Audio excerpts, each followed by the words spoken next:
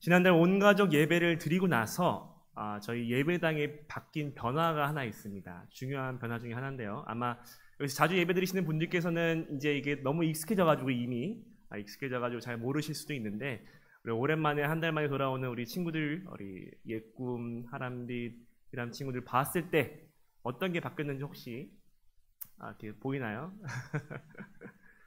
힌트를 하나 드릴게요. 힌트를 하나 드리자면 십자가가 하나의 힌트입니다. 십자가가 뭘로 바뀌어 있죠? 휘장이 보라색으로 바뀌어 있습니다. 언제부터 바뀌었을까요? 이게 우리가 사순절이라는 기간을 시작하면서부터 보라색으로 휘장을 놓고 저희가 절기를 보내고 있습니다. 아시다시피 이 절기마다 교회력이라는 게 있습니다. 그래서 교회 달력이 따로 있어서 우리가 예수님을 기억하면서 매년 계속해서 돌아가면서 반복되는 그런 절기들이 있는데, 그 중에 사순절 기간에는 우리가 함께 보라색을 올려놓고 특별히 이 보라색을 볼 때마다 우리를 위해 이 땅에 오셔서 고난당하신 예수님의 그 아픔과 그 사랑과 헌신을 기억하며 또 감사하는 시간을 갖게 됩니다. 그래서 우리가 보라색을 볼 때마다 어떤 생각을 해야 될까요? 예수님께서 우리를 위해, 나를 위해서 오셨지. 그러니까 거기뿐만 아니라 나를 위해서 이렇게 아픔을 당하셨구나까지 생각하면서 우리가 예수님의 마음을 공감하며 나아가야 될 것 같습니다. 이처럼 사순절이라는 기간은 우리가 쉽게 말하면 하나님의 마음에, 우리를 위해서 이 땅에 오신 예수님의 마음에 공감하는 기간입니다. 이 공감이라는 단어가 어떻게 보면 어른들께서는 굉장히 익숙한 단어일 수도 있는데, 우리 예꿈 친구들이 공감이라는 단어를 이해를 할 수 있을지 잘 모르겠어요. 혹시 공감이라는 단어를 알고 있나요, 친구들? 아는 친구들도 있고 아닌 친구들도 있고. 이 공감이라는 뜻은 좋은 단어 하나 배울 수 있을 것 같은데, 공감이라는 뜻은 누군가가 어떠한 것을 경험을 했을 때 내 입장에서 그 상황을 바라보는 것이 아니라 그 상대방의 입장에서 그 상황을 바라보고 이 사람이 이 상황에서 이런 마음이었겠구나 라고 생각하는 것을 공감이라고 합니다. 예를 들자면은 어떠한 친구가 장난감이 너무 사고 싶은 게 있었어요. 근데 그걸 못 샀어요. 그럼 어떻게, 그 친구의 마음이 어때요? 슬프잖아요. 그렇죠? 근데 그 친구한테 가서 공감한다고 내가 날려가가지고 그 친구한테, 친구야, 너가 장난감을 못 사서 너무 슬프겠구나 라고 말해주는 게 공감인데, 만약에 그 친구한테 가가지고, 친구야, 나도 어젯밤에 짜장면이 먹고 싶었는데 엄마가 짬뽕을 시켜버렸어 라고 말하는 게 공감일까요? 공감이 아니죠. 전혀 그 사람의 상황과는 다른 이야기를 하는 거기 때문에 공감이 아닙니다. 이처럼 우리도 하나님의 마음을 공감하기 위해서는 우리가 겪고 있는 아픔과 슬픔을 갖고 공감을 하는 것이 아니라 하나님께서 어떤 상황이셨는지를 이해를 하고 하나님의 입장에서 어떻게 이 십자가의 사건을 바라봐야 할 것인가를 고민하면서 그렇게 공감의 자리에 나아가야 할 것 같습니다. 그래서 오늘 함께 말씀을 나누면서 우리가 살펴볼 것은요, 탕자의 이야기를 통해서 하나님께서 어떤 마음을 갖고 우리를 위해 이 땅에 오셨을까, 예수님께서 어떤 마음을 갖고 오셨고 하나님께서 어떤 마음으로 자신의 유일한 아들이신 예수님을 우리를 위해 보내셨을까를 함께 살펴보고 공감하는 시간을 가져보고자 합니다. 네, 우리가 너무나도 익숙한 이야기, 오늘 누가복음 15장에 나오는 이야기는 어떤 이야기죠? 탕자의 비유라고 널리 알려져 있는 이야기입니다. 우리가 함께 오늘 읽은 말씀 이후에도 조금 더 탕자의 이야기가 더 나오는데요. 이뿐만 아니라 누가복음 15장에는 총 3가지의 비유가 등장하고 있습니다. 첫 번째 비유는 어떤 비유일까요? 우리가 살펴보면은 3절부터 7절까지의 내용은 일의 양을 찾는 목자의 비유가 나옵니다. 목자가 양을 잊어버렸는데 어떻게 해요? 막 찾으러 돌아다녔어요. 딱 찾자마자 너무 기쁜 나머지 함께 그 즐거움을 주변 사람들과 나누는 이야기가 나옵니다. 그리고 두 번째로 나오는 이야기는 그 이후에 잃어버린 드라크마를 찾은 여인에 대한 이야기가 나옵니다. 이 드라크마는 오늘날로 말을 하면 돈인데요, 단순히 돈을 잃어버렸다가 찾아서 기뻐하는 게 아니라 어떤 학자들이 말하기는 이 드라크마는 단순히 열 드라크마, 말이 꼬이네요. 열 드라크마라는 이 동전의 개수는 단순히 은 10량을 준 게 아니라 어떤 학자들이 말하기로는 이 결혼의 예물의 징표로 사용되었다고 합니다. 쉽게 말하면 한 신부가 내 남편이 준 결혼의 징표인데 그것을 잃어버린 거죠. 그럼 어떻게 해요? 굉장히 심각한 상황인 겁니다. 그렇기 때문에 이걸 막 찾아서 돌아다니다가 딱 찾았어요. 얼마나 기쁩니까? 그래서 그 기쁨을 함께 나누는 그런 이야기가 나옵니다. 그리고 나서 오늘 우리가 함께 읽은 이 돌아온 탕자의 이야기가 이 세 가지 이유의 클라이맥스로 등장하는 이야기가 됩니다. 그렇다면 예수님은 왜 도대체 이 세 가지 잃어버린 것을 찾은 사람들에 대한 이야기를 우리한테 들려주셨을까요? 그 말씀은 15장 1절에서 2절을 보면은 그 이유가 나오는데, 함께 우리 누가복음 15장 1절에서 2절 말씀 살펴보면 좋겠습니다. 성경책 갖고 계신 분들은 함께 찾아보면 좋겠습니다. 제가 갖고 있는 성경책 120쪽입니다. 누가복음 15장 1에서 2절 말씀 함께 읽도록 하겠습니다. 시작. 모든 세리와 죄인들이 말씀을 들으러 가까이 나아오니 바리새인과 서기관들이 수군거려 이르되 이 사람이 죄인을 영접하고 음식을 같이 먹는다 하더라. 아멘. 예수님께서 이 세 가지의 잃어버린 사람들에 대한 이야기를 해주신 이유는 세리라고 하죠. 당시에 세금을 걷던 사람들, 그리고 당시에 사람들이 천하다고 여겼던 이 죄인이라고 불렀던 사람들이 예수님의 말씀을 들으러 나왔습니다. 근데 그 장면을 보고 본인들이 스스로 거룩한 삶을 살고 있다라고 생각했던 바리새인들과 서기관들이 나와서 어떻게 예수가 당신이 스스로를 거룩한 사람이라고 말을 하면서 죄인들과 함께 있을 수 있습니까? 라고 의문을 제기하면서 자기들끼리 수군거리기 시작합니다. 그런 수군거리는 것에 대한 답변으로 오늘 예수님께서 잃어버린 물건을 찾은 사람들에 대한 이야기들을 해주신 겁니다. 이 이야기를 통해서 예수님께서 하시고자 했던 말씀은 무엇일까요? 이 죄인들 뿐만 아니라 모든 사람들이 죄인인 건데, 하나님께서 우리를 사랑하시는 이유, 그리고 예수님께서 이 땅에 오신 이유가 다른 무언가가 아닌 하나님께서 죄로 인해서 하나님께서 잃어버리신 그 사랑스러운 자녀들, 이 모든 인류를 찾기 위해서 오셨다라는 것, 그리고 그런 우리가 주님께 구원받아서 하나님의 자녀가 다시 되었을 때 하나님께서 너무나도 기뻐하실 것이다 라는 것을 말씀해 주시기 위해서 이 세 가지 비유를 통해서 예수님께서 이야기를 해주셨던 것입니다. 그 중에 우리 함께 말씀으로 읽었던 탕자의 비유는 잃어버린 아들을 찾은 아버지에 대한 이야기입니다. 워낙 유명한 비유이기 때문에 아마 다들 아실 텐데 한 번 더 복습하면서 우리 이야기를 한번 살펴보면 좋을 것 같습니다. 이야기의 시작은 이렇습니다. 한 아버지가 몇 명의 아들이 있었을까요? 2명의 아들이 있었습니다. 이 두 아들이 있었는데 어느 날 갑자기 둘째 아들이, 우리 막내가 찾아옵니다. 그러고 나서는 뭘 요구합니까? 자신의 재산, 상속을 요구합니다. 이게 어떻게 보면은 이제 그래, 요즘 시대로 따지면 그래, 이제 내 아들이 독립하려고 하는구나라고 생각하실 수도 있지만, 사실 당시에는 굉장히 무례한 요구였습니다. 왜냐하면 상속이라는 건 보통 언제 합니까? 부모님께서 돌아가시고 난 다음에 상속을 합니다.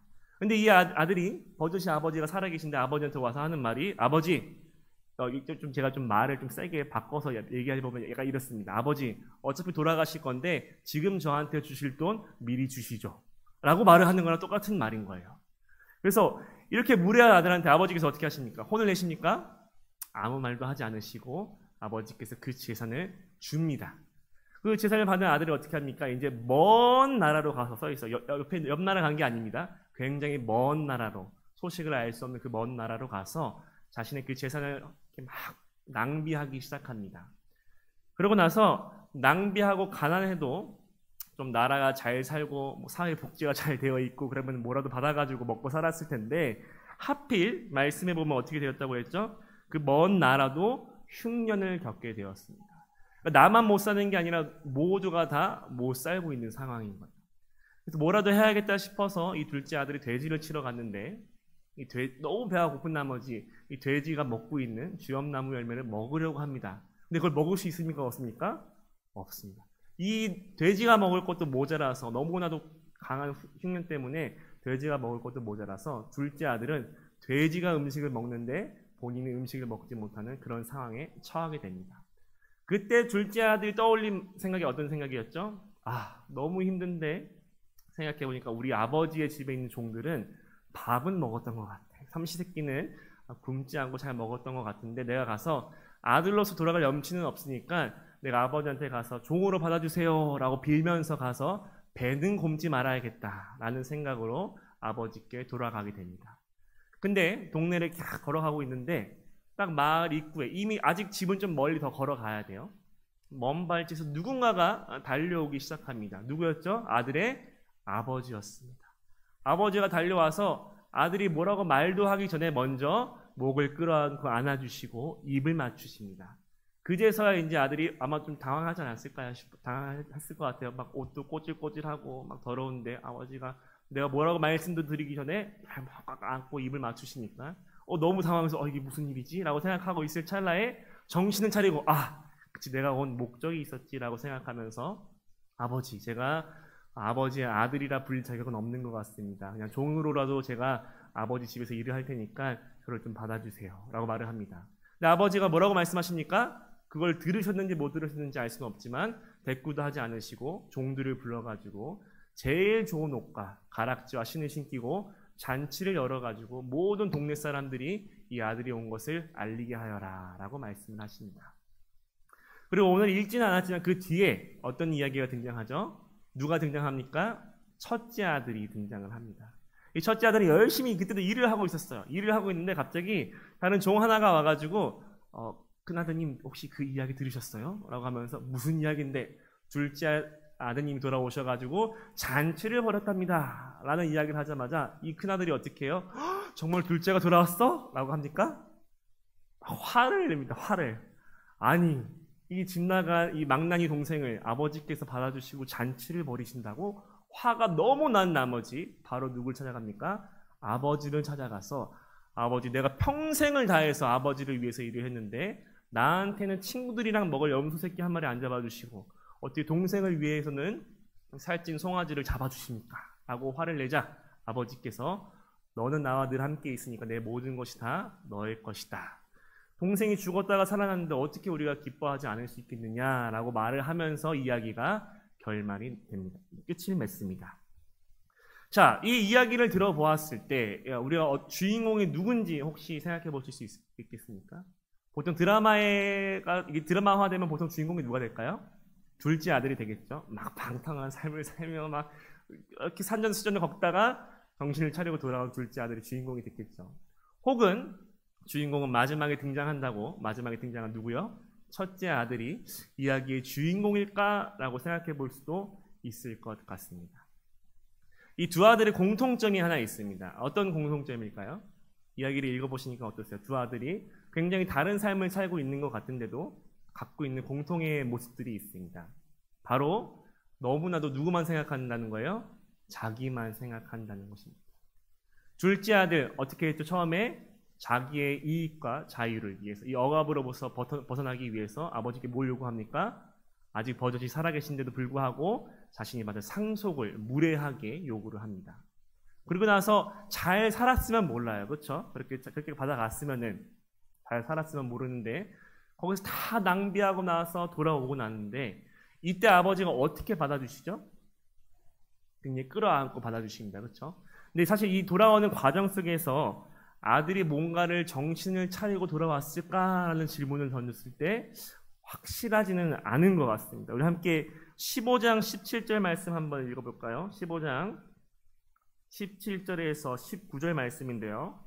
한번 내가 둘째 아들이라고 생각하고 한번 읽어보면 좋을 것 같습니다. 우리 15장 17절에서 19절 말씀 함께 읽어보겠습니다. 시작. 이에 스스로 돌이켜 이르되 내 아버지에게는 양식이 풍족한 품꾼이 얼마나 많은가. 나는 여기서 줄여 죽는구나. 내가 일어나 아버지께 가서 이르기를 아버지 내가 하늘과 아버지께 죄를 지었사오니 지금부터는 아버지의 아들이라 일컬음을 감당하지 못하게 했나이다. 나를 품꾼의 하나로 보소서 하리다 하고.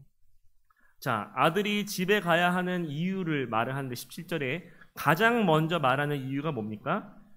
아버지께는 양식이 풍족한 품꾼이 얼마나 많은가가 첫 번째 아들이 떠올렸던 생각인 거예요. 내가 아버지의 재산을 받아가지고 너무 낭비하며 살았구나. 내가 너무 아버지께 무례한 걸 요구했구나. 내가 너무 잘못했지. 라고 스스로의 잘못을 돌이킨 게 아니라 지금 뭐가 급한 겁니까? 배가 너무 고픈 거예요. 그러니까 어떻게 하기 위해서? 배굶어 죽지 않기 위해서 아버지를 찾아가야겠다라고 결심을 하고 이 아들이 돌아옵니다. 그리고 반대로 이제 첫째 아들은 어떻습니까? 열심히 일을 하면서 아버지를 도와준 것 같기는 해요. 그렇죠? 근데 이 둘째 동생이 돌아와서 잔치가 열렸다는 이야기를 듣고 어떻게 합니까? 아버지와 함께 기뻐하는 것이 아니라 아버지께 와서 화를 내기 시작합니다. 그러면서 마음속에 어떤 것들을 다 토해내요? 그동안 서원했던 거. 아버지, 내가 이렇게 열심히 일했는데 알아주시지도 않으시고, 그렇죠? 그리고 둘째 아들이 돌아오면 또 어떤 일이 생길까요? 자신이 받아야 할 상속이 또 언젠간 아버지께서 주시지 않을까라는 생각을 할 수도 있지 않을까요? 이미 주긴 했지만 이렇게까지 자비로우신 아버지인데 만약에 나중에 돌아가실 때에 둘째 아들을 위해서 최소한의 것이라도 남겨주시지 않을까? 그럼 원래는 지금 이 갖고 있는 모든 것이 다 누구 건데? 내 건데 그걸 누가 갖고 갈 수 있는 거예요? 둘째 아들이 갖고 갈 수도 있지 않을까 하는 마음이, 그런 불안감이 큰아들의 마음에 들지 않았을까 싶습니다. 결국 두 아들 다 자기의 이익과 당장의 생존을 위해서 아버지를 찾아간 모습을 볼 수가 있습니다. 그렇다면 아버지는 어떻습니까? 이 두 아들을 향해서 어떤 모습을 보이고 계시죠? 굉장히 한없는 사랑을 끝없이 부어주시는 그런 모습을 보여주고 계십니다. 그런 것을 생각했을 때 이 이야기의 주인공은 바로 누굴까요? 아버지가 아닐까 생각해 보게 됩니다. 둘째 아들이 무례한 재산을 요구했을 때라도 어떻게 하시죠? 사랑으로 주십니다. 또한 돌아올 때 아버지가 가장 먼저 달려가시던 이유가 무엇일까요? 단순히 사랑해서 그러셨을까요? 당시에 이스라엘 백성들이 따르는 율법이 있습니다. 이 율법에 자세한 걸 다 말씀드릴 수는 없지만 부모에게 무례한 자식을 돌로 쳐서 죽이는 그런 율법들도 있었습니다. 그러니까 어떻게 보면 이 아들이 상속을 받아서 나간 게 다 동네에 소문이 났겠어요? 안 났겠어요? 다 이미 났겠죠. 먼 나라를 갔으니까 충분히 이 먼 나라를 갔다 돌아오는 그 시간만 계산해봐도 뭐 1년이었을지 2년이었을지 5년이었을지 알 수가 없습니다. 이미 저 집 둘째 아들 어디 갔지? 라고 동네 사람들끼리, 또 당신 다 가까이 사니까요, 그렇죠? 다 알고 있었을 텐데 그 아들이 글쎄 아버지의 재산을 받아가지고 다른 나라로 갔대 라는 이야기가 이미 동네 사람들 다 알고 있었을 거예요, 그렇죠? 그럼 동네 사람들 어떻게 생각했을까요? 아니, 그런 나쁜 녀석을 보았는가 하면서 돌아오기만 해봐라 라고 생각하지 않았을까요? 우리가 율법대로 따라가야 되는데 그걸 지키지 않았네 라고 생각하면서 혹시나라도 그 아들이 살아 돌아온다면 우리가 처벌을 해야겠다라고 생각했을 수도 있을 것 같습니다. 그래서 아버지가 어떻게 합니까? 아들이 저 멀리 동네에 들어오는 것을 보자마자 달려가서 안으시고 입을 맞추십니다.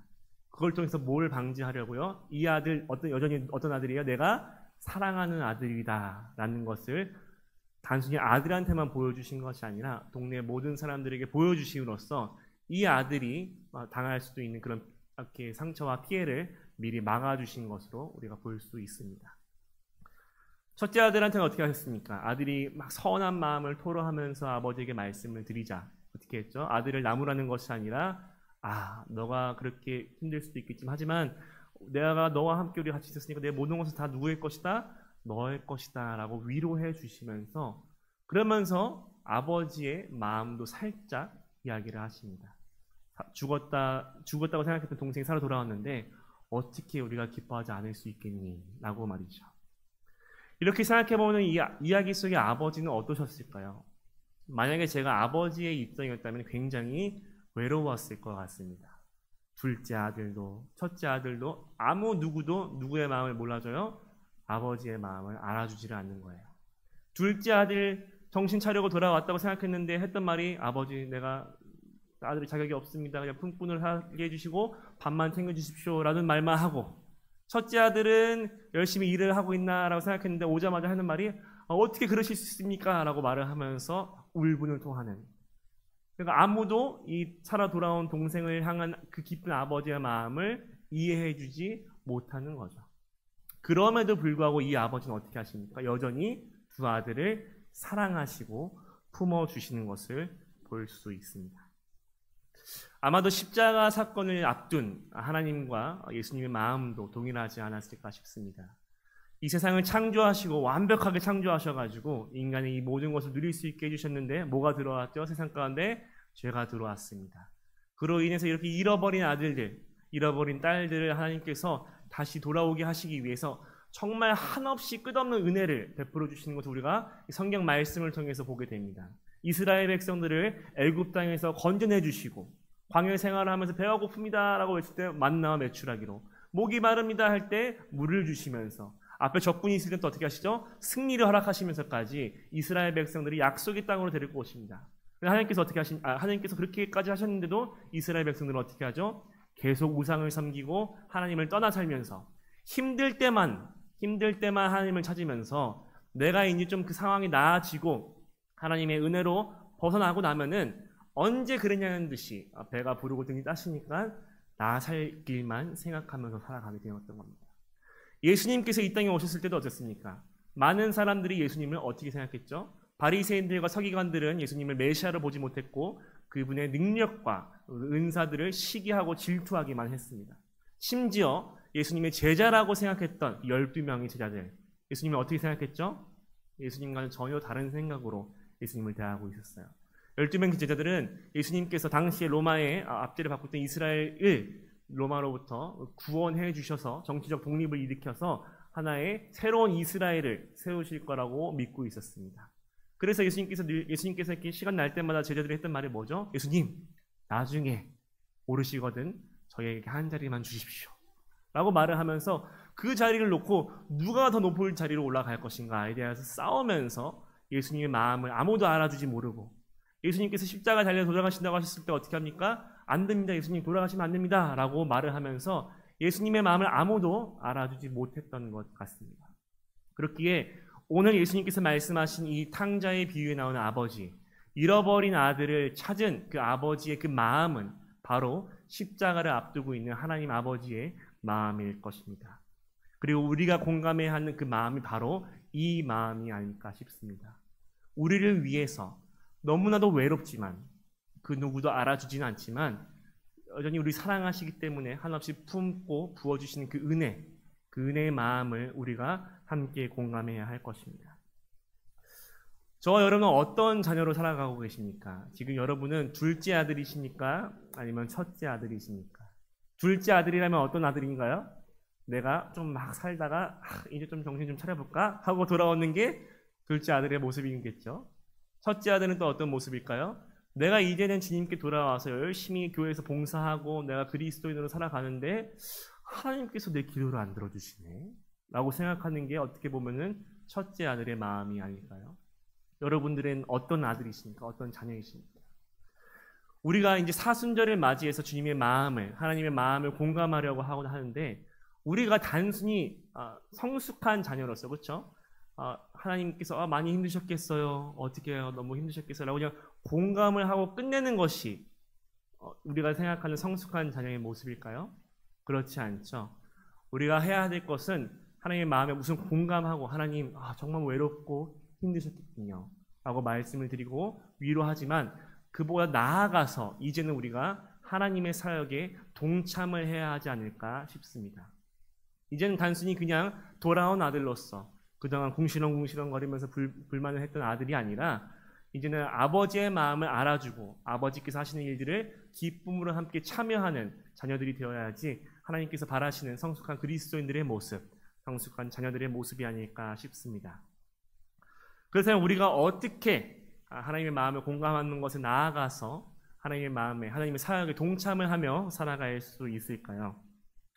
우리 함께 마태복음 25장 40절 말씀을 함께 찾아보면 좋겠는데요. 마태복음 25장 40절 말씀입니다.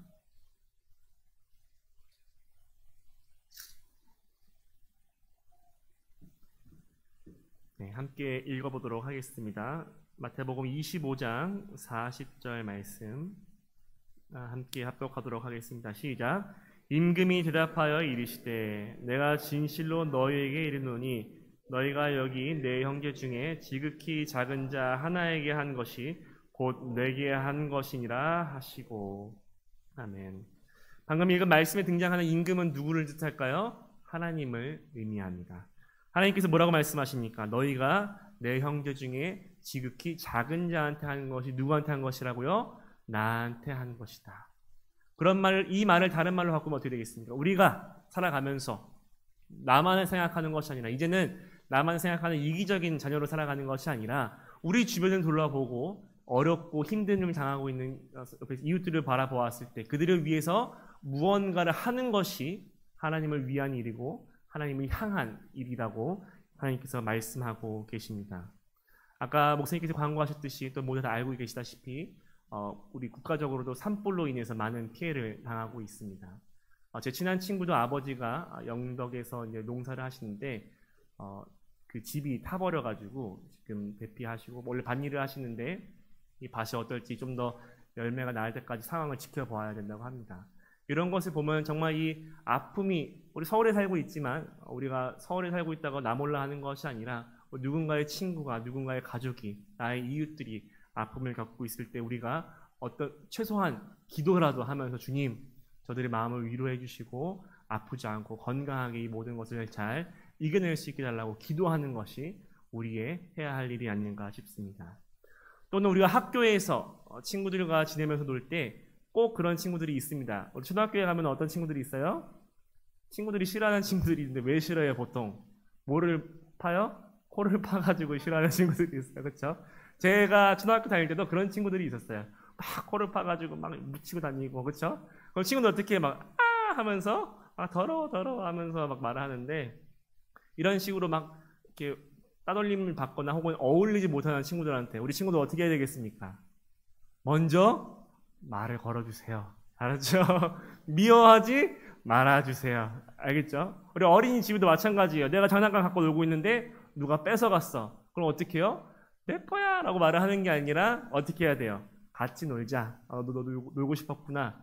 얼마나 놀고 싶었으면 그치요? 그러니까 같이 친구들이랑 어울리면서 우리가 또 대학교에서 직장에서 생활할 때 우리를 힘들게 하고 어렵게 하는 사람들이 있습니다. 또 직장 가운데 이런 생각이 들 때가 있죠. 애는 착한데 그렇죠? 일을 못하네. 이런 생각을 하는 사람들도 있을 것 같기도 하고요. 또는 사람들과 어울리지 못하는 그런 주변에 사람들이 생각보다 많이 있을 것입니다. 그럴 때마다 그들을 대하는 우리들의 태도가 어떻게 되어야 될까요? 단순히 예전에는 그랬던 것 같아요. 우리 미워하지만 않으면 됐지 라고 생각을 했는데 과연 그 정도면 될까? 라는 질문을 해보게 되는 것 같습니다.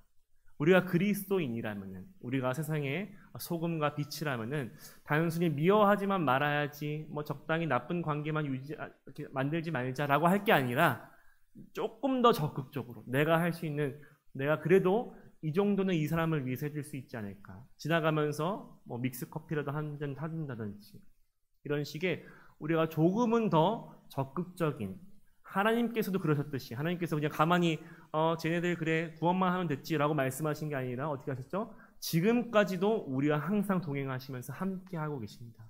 이런 것처럼 우리도 우리 주변의 이웃들을 돌아보면서 조금은 더 사랑하고 조금은 더 나의 것을 베풀면서 살아가는 저희 모두가 되었으면 좋겠습니다.